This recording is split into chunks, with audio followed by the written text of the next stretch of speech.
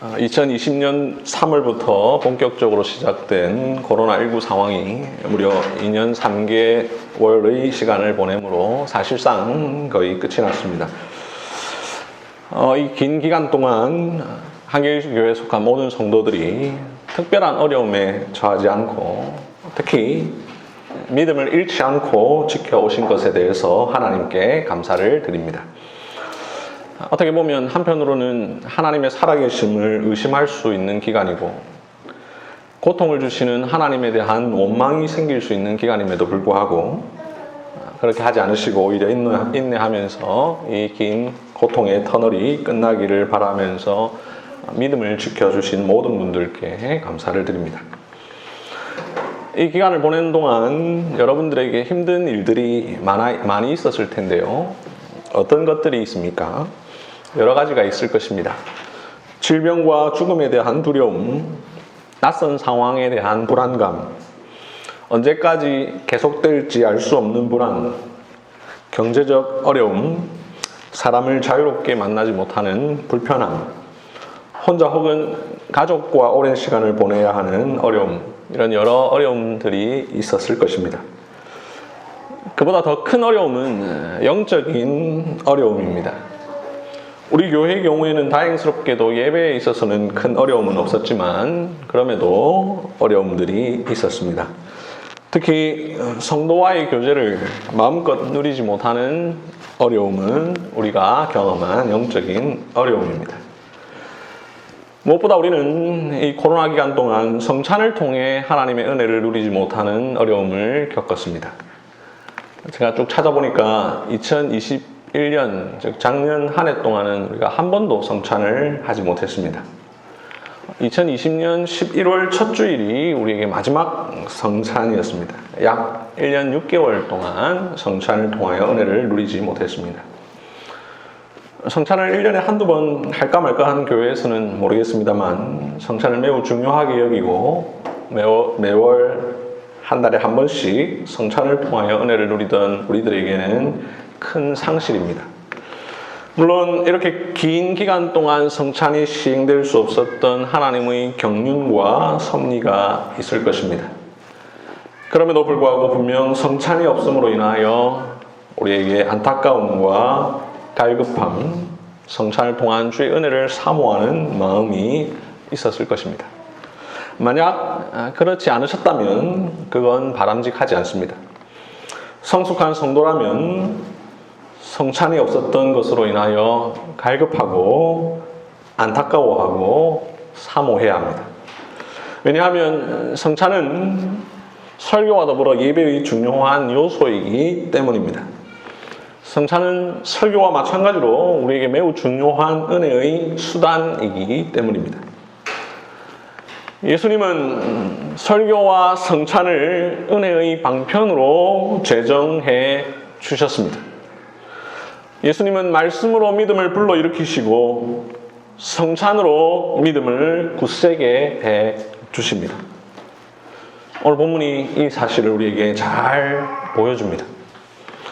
본문에서 예수님은 영적으로 눈이 어두워져서 믿음이 없던 자들에게 말씀 설교와 성찬으로 믿음을 주셨습니다.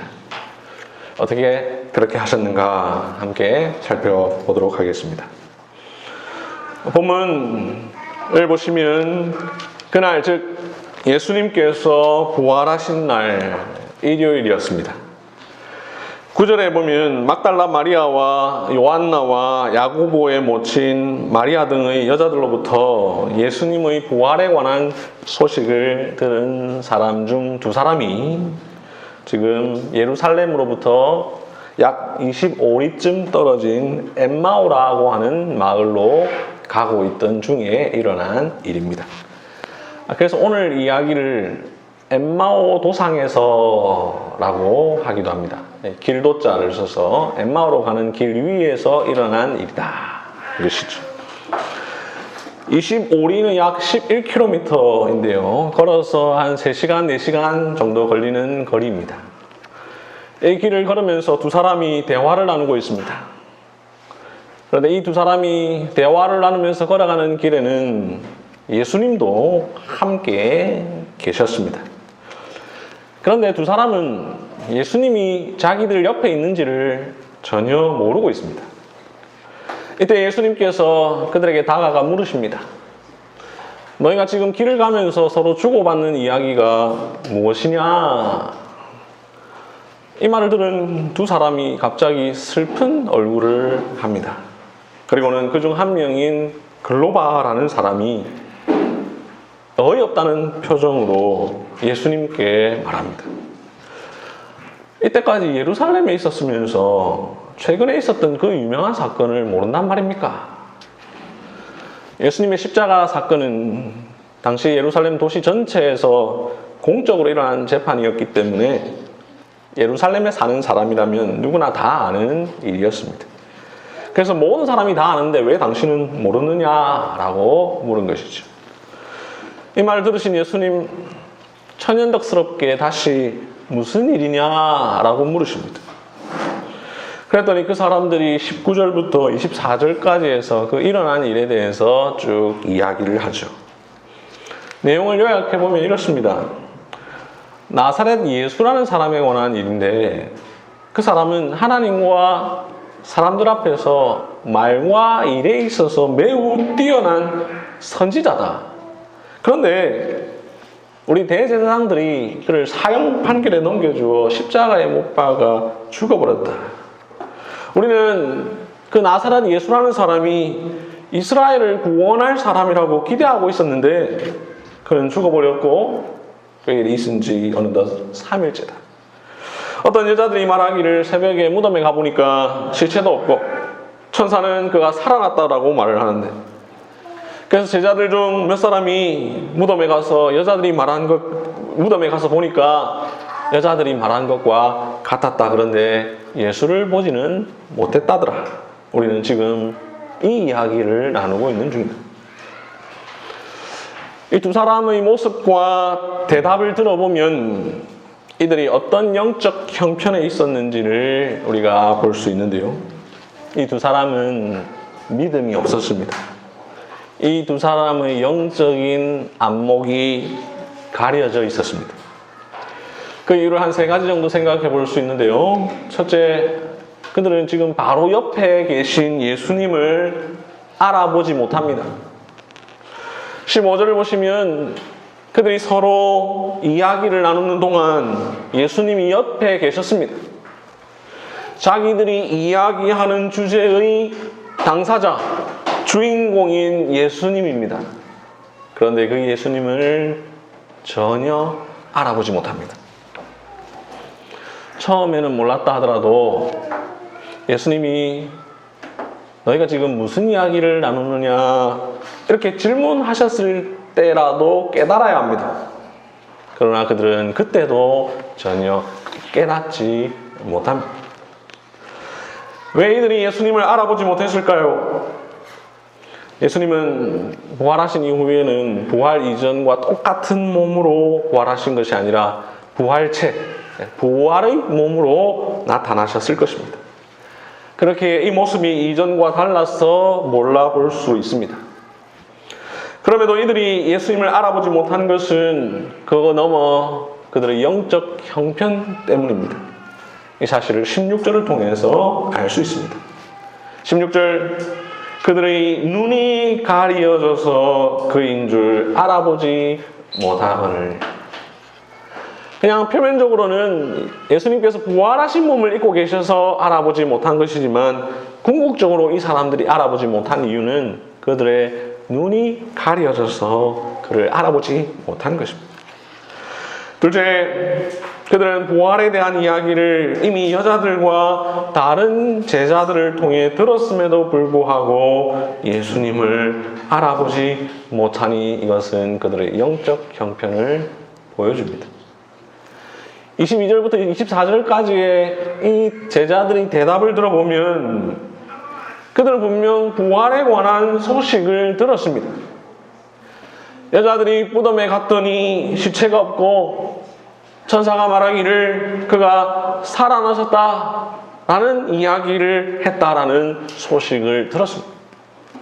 그 말을 들은 제자 중 두어 사람이 무덤에 가서 확인해 보니 여자들과 동일한 경험을 했다라는 소식을 들었습니다. 그런데도 그들은 부활하신 예수님을 알아보지 못합니다. 부활 이야기를 나누면서 부활하신 주님을 몰라봅니다. 마치 난 놓고 기억자도 모르는 꼴입니다.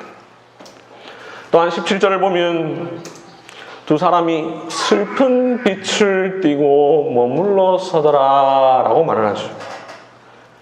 그들은 부활에 대한 이야기를 들었고 그 부활에 관한 이야기를 나누면서도 그 부활을 믿지 않고 있었습니다.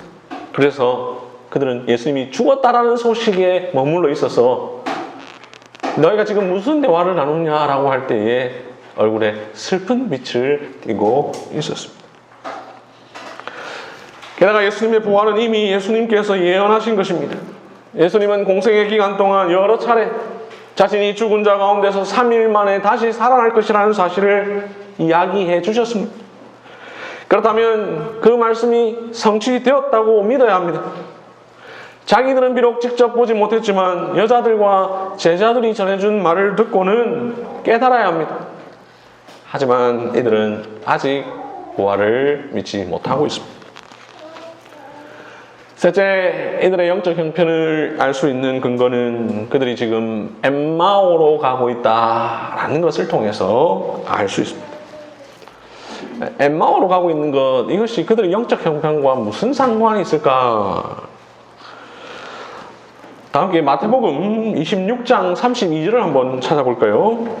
마태복음 26장 32절.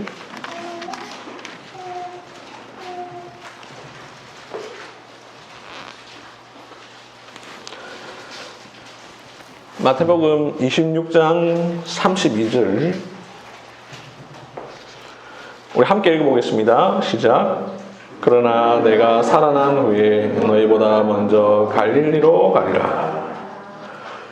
예수님께서 십자가에 잡히시기 전날 제자들과 함께 유월절 만찬을 행하셨고 그 후에 자신이 다시 살아날 것에 대하여 그리고 살아난 후에는 갈릴리로 갈 것이다 라고 말씀을 하셨습니다.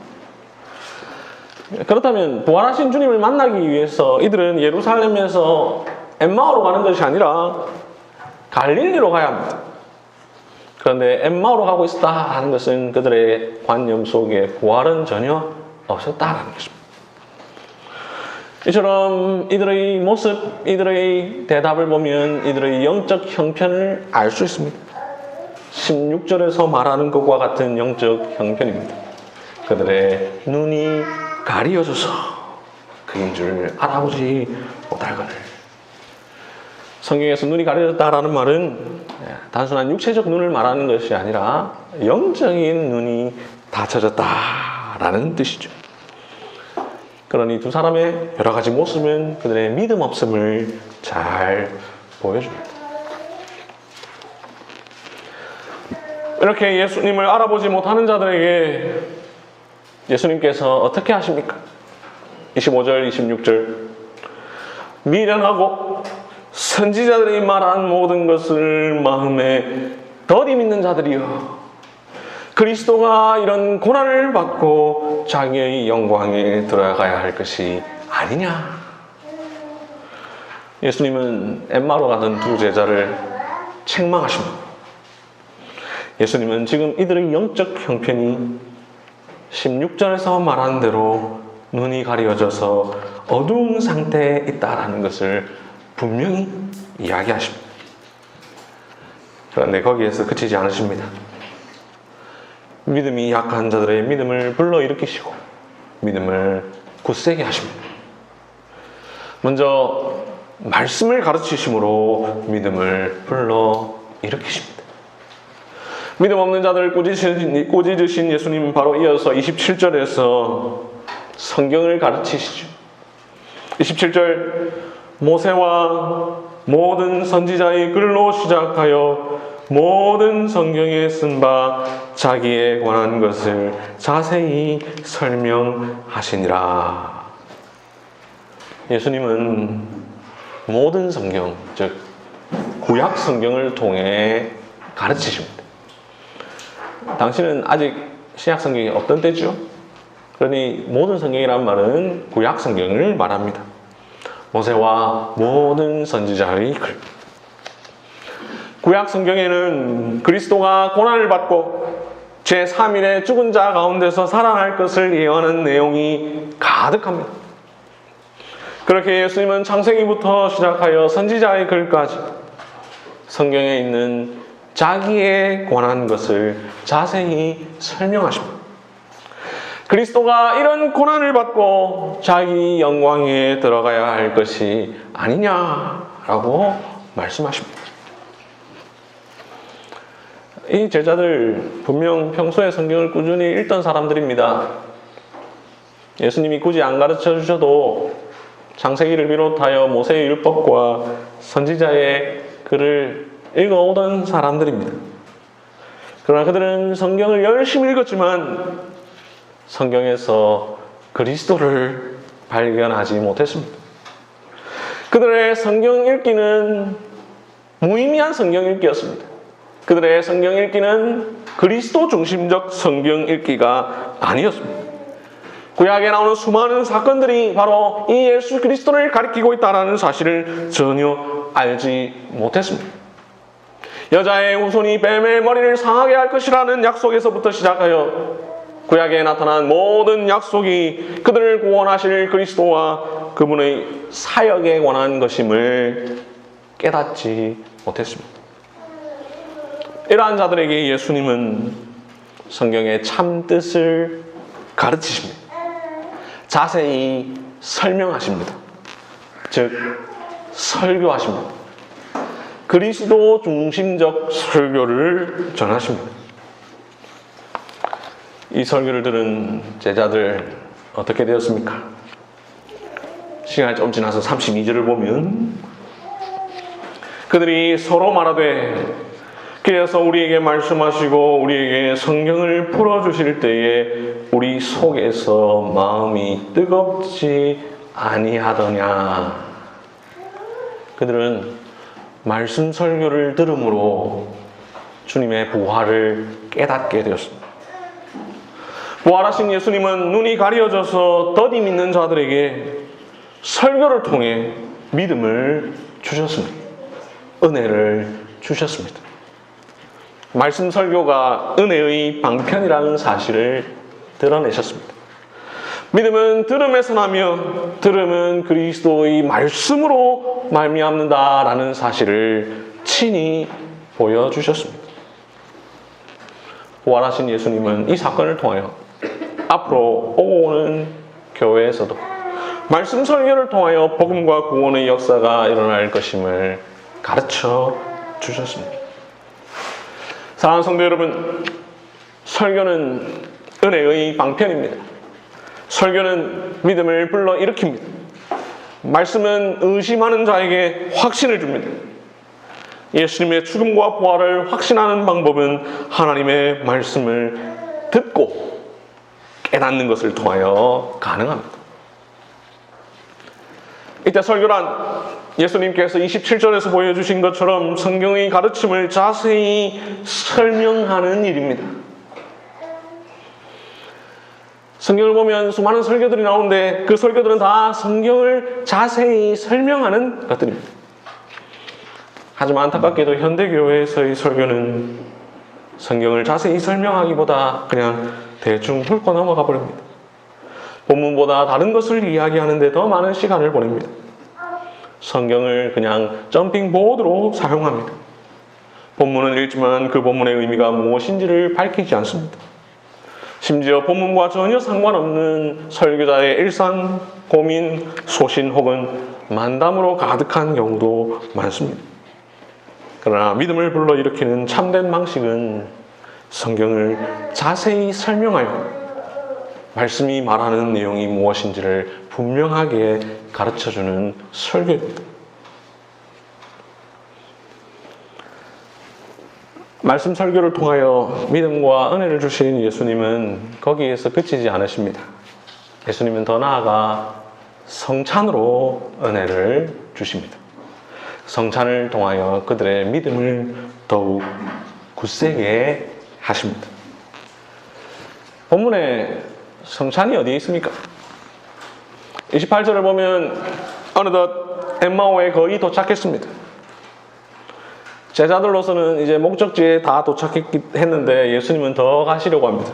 왜냐하면 예수님은 여기가 목적지가 아니거든요. 그런데 제자들이 예수님에게 날이 저물었으니 우리와 함께 여기서 머물자라고 말합니다. 그래서 예수님께서 그들과 함께 머무시는데 30절을 보면 우리에게 매우 익숙한 표현이 나옵니다. 그들과 함께 음식 잡수실 때에 떡을 가지사 축사하시고 떼어 그들에게 주시니, 이 말씀 예수님이 무엇을 하셨다는 말일까요? 그냥 단순히 함께 식사를 하셨다라는 말일까요? 그렇지 않습니다. 30절에 나오는 떡을 가지고 축사하시고 떼어 그들에게 주시니, 이 표현은 성찬식 때의 표현과 같죠. 마치 오늘 잠시 후에 우리가 성찬식을 행할 터인데, 이 성찬식 때에 제가 떡을 가져서 기도하고 떼어 여러분들에게 나누어 드리는 장면과 같습니다. 우리 함께 누가복음 22장 19절을 찾아볼까요? 네, 앞에 몇 장만 넘기면 되겠죠? 22장 19절.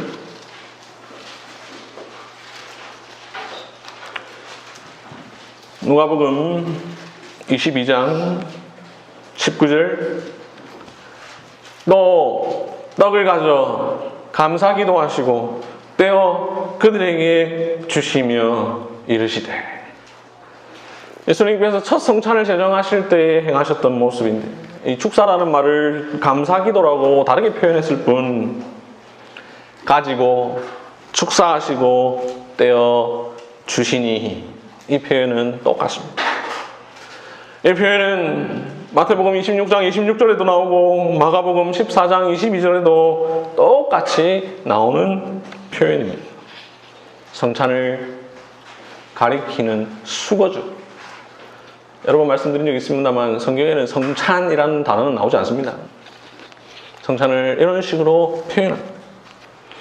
30절의 말씀이 단순히 음식을 먹은 것이 아니라 성찬이라는 사실은 그 다음 바로 이어지는 31절을 통해서 알 수 있습니다. 그들의 눈이 밝아져 그인 줄 알아보더니, 만약에 예수님께서 제자들과 함께한 음식이 그냥 평범한 식사, 그냥 밥이다, 이렇다면 이런 일들이 일어났겠습니까? 아니죠. 30절에서 예수님께서 떡을 가지사 축사하시고 떼어 그들에게 주시는 이 성찬을 했기 때문에 그들의 눈이 밝아져 그인 줄 알아본 것입니다.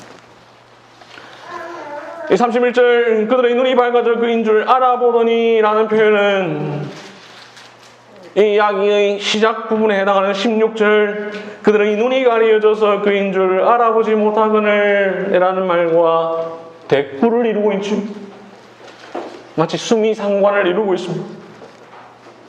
그들은 원래 눈이 가리어져서 예수님을 알아보지 못하던 자들이었습니다. 그러나 그들이 말씀을 들은 뒤 그리고 성찬을 받은 뒤 그들의 눈이 밝아져 예수님을 알아보게 되었습니다.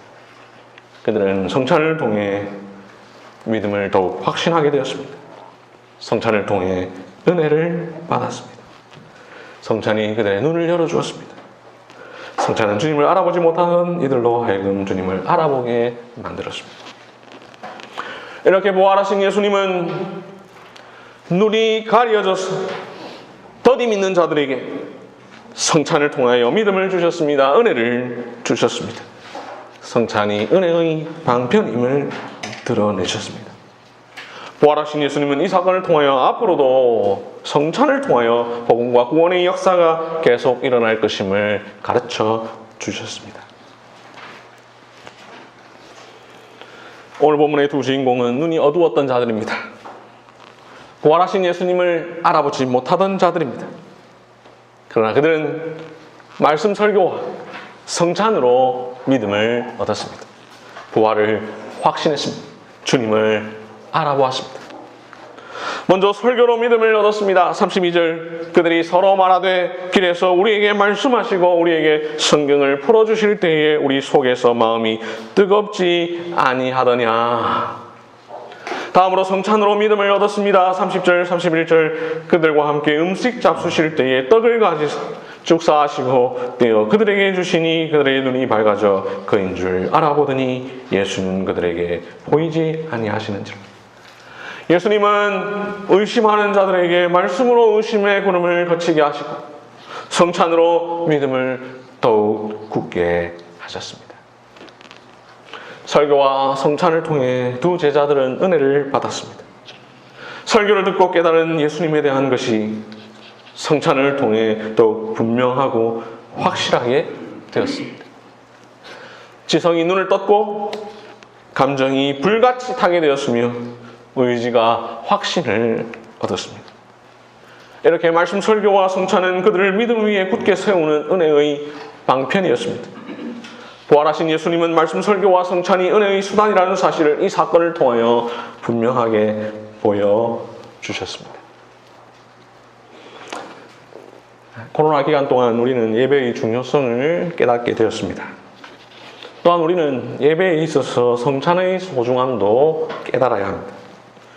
성찬을 시행하지 못하는 상황에 처하는 것이 우리에게 어떤 의미인지를 생각해야 합니다. 오늘 본문은 믿음 위에 세우는 두 방편을 우리에게 보여줍니다. 눈이 가려져서 부활을 믿지 못하고 부활하신 주님을 보고도 알아보지 못하는 이들에게 말씀은 그들의 마음을 뜨겁게 해주었고 성찬은 그들의 눈을 밝게 해주었습니다. 말씀 설교와 성찬은 교회가 중요하게 여겨야 할 은혜의 방편입니다. 이 두 가지는 부활하신 주님께서 직접 제정하셨고 직접 시행하신 중요한 수단입니다. 그러므로 이 수단을 잘 사용하여서 은혜를 받아 누려야 합니다. 둘 중 어느 한 가지가 없을 때 안타까워하고 갈급해하고 사모해야 합니다. 우리는 종종 예수님이 우리 눈앞에 딱 계시면 그렇지 않을 때보다 더 예수님을 잘 믿을 것이다 이렇게 생각을 합니다. 눈에 보이지 않는 하나님을 어떻게 믿을 수 있습니까? 라고 말하는 불신자들의 말을 들을 때 하나님께서 우리 앞에 딱 나타나시면 참 좋을 텐데 라고 생각을 합니다. 그런데 여러분 잘 생각해보면 그런 생각이 썩 타당하지 않습니다. 왜냐하면 복음서에 보면 예수님께서 눈앞에 계실 때 사람들이 예수님을 잘 안 믿었습니다. 오늘 본문에도 보면 예수님께서 제자들과 함께 있었는데도 예수님을 알아보지 못합니다. 오히려 역사 전체를 놓고 보면 예수님께서 이 세상에 계시던 33년 그 기간 동안 예수님을 믿은 사람보다 예수님께서 하늘로 올라가신 뒤에 예수님을 믿은 사람이 훨씬 더 많습니다. 예수님을 눈으로 보고 믿은 사람보다 예수님을 한 번도 본 적 없지만 믿은 사람이 훨씬 더 많습니다. 그리고 그렇게 예수님을 믿은 사람들은 모두 다 말씀과 성찬으로 예수님을 믿게 되었습니다. 오늘 본문의 제자들 역시 마찬가지입니다. 그들은 예수님이 눈앞에 나타나셨을 때에는 믿지 못하였으나 오히려 말씀 설교와 성찬으로 인하여 눈이 밝아졌고 예수님을 알아보았고 마음이 뜨거워졌습니다. 이런 점에서 설교와 성찬이라는 은혜의 방편은 예수님께서 정하신 가장 지혜로운 방식입니다. 하나님은 설교의 미련한 것으로 믿는 자들을 구원하시기를 기뻐하십니다. 예수님은 오늘 본문에서도 부활하신 자기 몸을 통해서가 아니라 설교와 성찬으로 제자들의 불신앙을 믿음으로 바꾸어 주셨습니다. 말씀 설교와 성찬을 은혜의 방편으로 제정하신 예수님은 부활하신 뒤 이 세상에서 40일간 계시다가 하늘로 올라가셨습니다. 이제 우리는 예수님을 볼 수 없습니다. 그럼에도 예수님을 믿을 수 있습니다. 바로 말씀 봉사자의 입을 통하여 선포되는 말씀과 목사의 손을 통하여 우리의 입에 전달되는 빵과 잔을 통해 예수님은 오늘날 우리에게 직접 나타나셔서 자, 내가 이렇게 살아있다. 그러니 너희가 믿으라. 이렇게 하지 않으십니다. 오히려 우리는 예수님을 보지 못하나 그분을 믿고 기뻐합니다.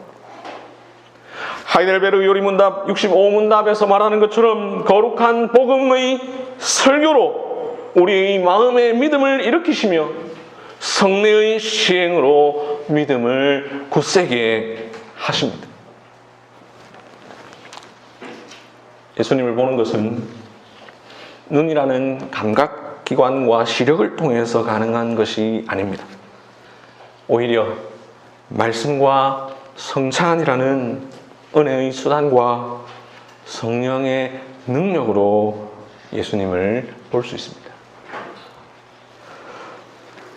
종교개혁자 칼빈은 하나님의 말씀을 순수하게 전파하며 또 듣고 그리스도께서 제정하신 대로 성례를 시행할 때에 거기에 하나님의 교회가 있다라고 기독교 강요에서 이야기했습니다.